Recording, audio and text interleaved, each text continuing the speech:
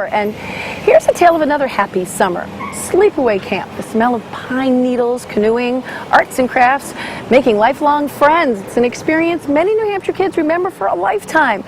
But what about families that can't afford to give their kids that experience? The Copper Cannon Camp up in Franconia is enriching the lives of underserved New Hampshire kids by giving them a quality tuition-free camp experience. And we spent a day at the camp where kids learned about much more than the great outdoors. Gonna build a cottage by the seashore, seashore. I think that summer camp is so important because it's so important for these children in New Hampshire to appreciate what they have in their own state, to get outside and to play games outside in the meadow and with their friends rather than playing games on a PlayStation for 3 months.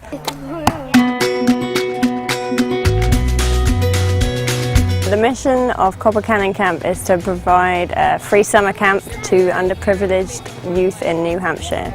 It was started in 1963 by a guy called Hampshire, and what we do here is we provide a traditional summer camp experience to all these children from all over New Hampshire, about 500 children every summer. It's for any child who qualifies for free or reduced lunch in school, so we use the same guidelines as USDA. And a lot of these children are recruited by the New Hampshire Elks. You're going to tie a knot in the bottom, and just like the other side, you're going to start from the bottom and you're going to work your way up that way. When they arrive, if they've never been here before, they're nervous, they're apprehensive, they don't know if they're going to make friends, they don't know if they're going to like not having their cell phone, not being able to play on their DS every second of the day, and they're very uncomfortable being taken away from their electronics. And then as the week progresses, they realise, hey, this is pretty fun. And at the end, they're crying because they don't want to leave. Tonight we are going on an outdoor, it doesn't rain, and we're going to sleep on the ground. The hiking and the sports, learning new things. Brad, stand straight up. I'm going to take the slack out of the rope. Okay, go ahead and grab onto the rope and lean back. There's not anyone else in New Hampshire offering a free summer camp program that's purely recreational.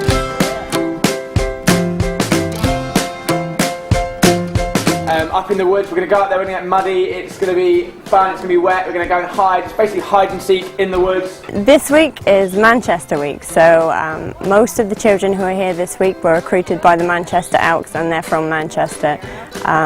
But we serve children from throughout the state of New Hampshire, from way up in Stewartstown down to Derry and across to the seacoast, everywhere. We spend 9 months out of the year raising the money and raising awareness about camp so that we can spend 3 months doing this job and helping the kids and having a great time with them. We are going to be riding down to Franconia for the first half of the journey. We'll end up at Bridal Veil Falls for our camp out overnight. Half of our staff started as campers and have come through our leadership programs and have come back to work as junior counsellors and as senior counsellors.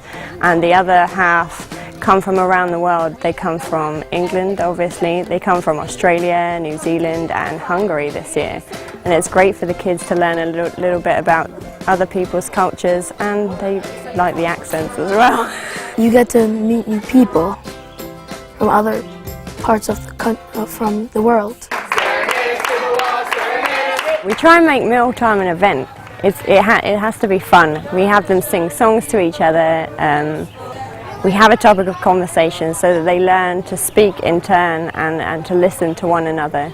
And they learn about each other's similarities and differences and how to have a conversation. Okay, who's the lightest person? I think Jason is, so why don't some of us hold it while Jason walks across? Oh, no. I believe the most important thing we do is the low ropes and the team building exercises, because it's not just the kids getting to know each other and making friends and building relationships, but it's also about exploring their limits and building leadership in them and having them learn how to fail, pick themselves up, dust themselves off and try again. You get thrown into low ropes and you have to become like a leader, like on the spot, and you have to take over for a whole group, and I think that's the biggest thing that's helped me.